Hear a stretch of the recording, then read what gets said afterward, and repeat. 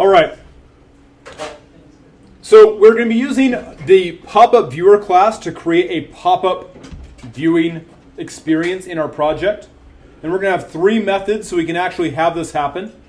And in order to make this class, we're going to do a couple things. The first thing we're going to do is we're going to go up, and inside this class, we're going to be using, like I said, the JOptionPane.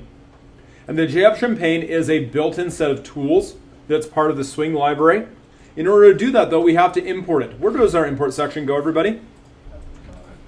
At the top, like up here on line 1? Below package, but above the public class. So the import section is in the section between the package declaration and in the public class declaration. So we're going to do an import right here, and the import we're going to use is import javax.swing.joptionPane. And so that import statement right there says we're going to be using that library's worth of information. JavaX is the extension to Java. That's what the X is short for. The Swing library is Java's second GUI library of code. They have a new one called FX, which is pretty nifty. And we'll see about adding that for second semester. And then JOptionPane is specifically the pop-up window library. So this is the library we're adding to our project. It's a set of API calls we get to use, and we'll talk more about that as we go along. We're going to do the import now, though, so we don't have to worry about adding the imports in later. And that's why we have that yellow underline of not quite doom, as you can see right here, meaning we haven't used it yet. So that's what we're starting off with. So we've got that saved. We're going to go ahead and we're going to make our output method first, where all it is responsible for is outputting to the screen. And so it's a public method. It's a void type. And we're going to call this display message. Really, really descriptive name, right? And it takes a single parameter, a string, message. So it's going to display a message. Which message? This message.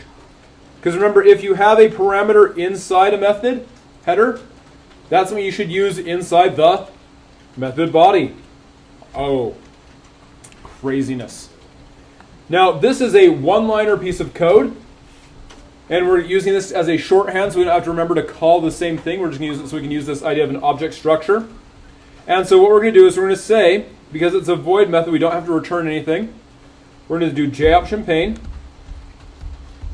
.showMessageDialog.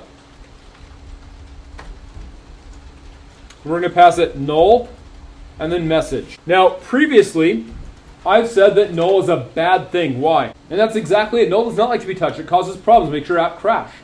But in this case, null as this first parameter says, who is your owner? What window controls this pop-up? And the answer is no one does. This pop-up is divorced from a specific program. It's just a pop-up that exists. So it's a pop-up on its own. Now, as we continue on with GUI development, we will actually provide an owner for this. We will replace that null with someone else. But right now, inside the pop-up viewer file, there's not going to be any owner for these pop-ups. And so the owner for all 3 of our messages is going to be null. Message is the same one right here. So this message is this one. We can see that it relates to it right here immediately because we have that lovely, when I highlight it, it does the matching highlight right here. Additionally, if we look at the color attached to this, like look outside of that, we notice that message and message are the same color. This message right here, this first one on the header, is visible only between these 2 squiggles. So this message and this message are the same. We can tell it because of color. We can tell it because of the visibility of these squiggles. And the fact that they have, when I click on it, it highlights its associated variable right here. If I had another message variable in my code, it would not be the same. This message is only visible right here, and that's called scope. So that's our pop-up window. It's just going to display a string. That's it. Now, let's go ahead and hit save. And what should we do? Let's do a commit. Okay? So I'm going to go to GitHub, and I'm going to say that I added my output method to the pop-up class, and commit to master. Now, this method right here is almost complete. I'm going to teach you another new thing today, and that is called Javadoc. Everybody say it. Javadoc. Javadoc is internal documentation, and it's amazing.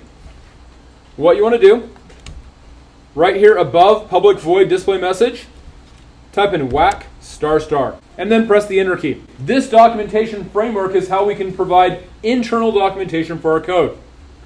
So I'm going to say that this is going to be creates a pop-up message to show the user a string. And then at @parem message is the string to show the user. Notice that I'm using full English sentences, and I'm capitalizing string because string is an object and therefore it should be capitalized. I'm going to go and just hover my cursor right over display message. Oh, this is the documentation that is created by other programmers so that programmers can then use their code. So when you write a method and say, for example, you don't remember what message you're displaying and you hover over that, oh, I'm writing the message that's going to be displayed for the string to show the user. And string, if I hover over that, because I capitalized it, it knows that I'm talking about java.lang.string. And so it knows that it links to the internal documentation behind Java as well. So we've learned two things so far. We learned about Javadoc, which is the whack ***. It is the internal documentation comments that are how we explain code to other programmers. And then we learned to make a pop-up window. We're going to have two different types of input. One will be a user actual input, and one is going to be button-based input. We're going to do the user input first. All these are public. This one, however, is a string. This method is called collectResponse. And it takes a string also as a parameter, just like our previous one did. But because this is a string type method, what did we learn last week and reviewed again yesterday for return type methods? There's 2 lines of code we always need to write. Okay, so I have to create a variable. And what do I need to do when I create the variable? There's something I specifically have to do. So the first part is create a variable and give it a valid answer. So this is a string variable. So I need to create a variable that's a string type. So string, and then I'm collecting response. So I'm going to call it response. And what's a good valid answer that would make a string response? So I initialized an empty response. Because remember, a string is separated by quotes. And since those quotes are right next to each other, what's inside it? Nothing. So this is a valid answer. And then Eric, what was that last bit again? What's the last line of code of a return type method? You have to return the variable name. Return that variable name. In this case, I return response. And so now I have a functional, effective method that does nothing. It takes a string parameter. It doesn't use it, so it's pretty useless right there. But it compiles and runs with an appropriate answer. If I were to call this right now, it'll work just fine. Now, is it going to work the way I want it to? No, but it will work in the fact that it doesn't crash. So in order to collect a response from the user, we want to ask a question first, right? So the way we do that is we're going to change what's inside response.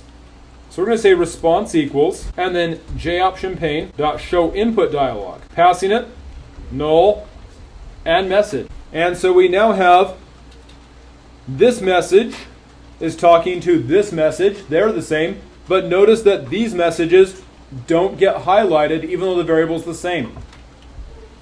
Because the scope is only between the squiggles. I can only see this word message right here. That's all I have access to. Is from only ways I can see message is between line 17 to 23. Once I get to that closing squiggle line 23, I can no longer see message. So the scope of that variable is only between these things. So that vocabulary word scope means where can you see it. There's a problem with message right here. Do we respond to messages? Is that really what we respond? We respond to like questions, right? So we can change this. I'm going to right click on message. I'm going to go down to Refactor and choose rename. And it now highlights that lovely thing. You can see a little blue box around there. And it says the comment to enter a new name and press enter to refactor. So instead of calling that message, I'm going to call it question. And notice that it changes question down below as well. In fact, it would change every place I was using that same variable within the scope. Notice as well, it has no impact whatsoever on this message because this variable message is only scoped on those lines.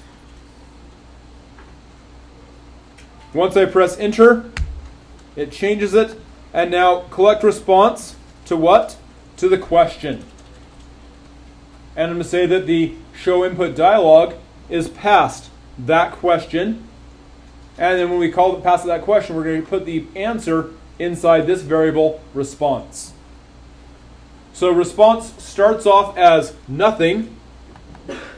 I then change response to be whatever is inside the user's answer when I use their pop-up method, and then I return that answer back to the program. So my collect response works a little bit similar to display message, but instead of just showing a message, it takes a question, asks it to the user, and lets them type in an answer back.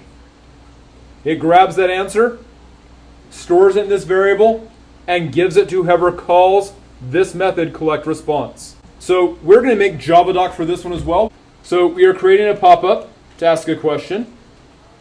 What question? It's this variable right here. It is a parameter type. So that @param indicates it's a parameter. The @return indicates there's a return statement. And the amazing thing, again, I can see what it looks like. I hover over collect response right here. And we can see right here on the screen, here's that lovely method header. Here's the definition of the method in English.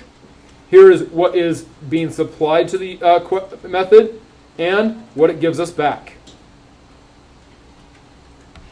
So it tells us everything we need to know right here inside the actual documentation that we can just hover over and see it, and we can look at it when we call the method too.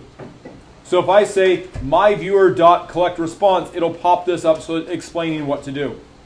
It's telling us how to write our code. It's an amazing tool. We have right here our traditional way of gathering input with a pop-up window where we use the JOptionPane show input dialog message. This is how we grab input for a text style input for a user. However, sometimes it's just a quick little question we need to use, and so we're going to add a new way of doing pop-ups this year.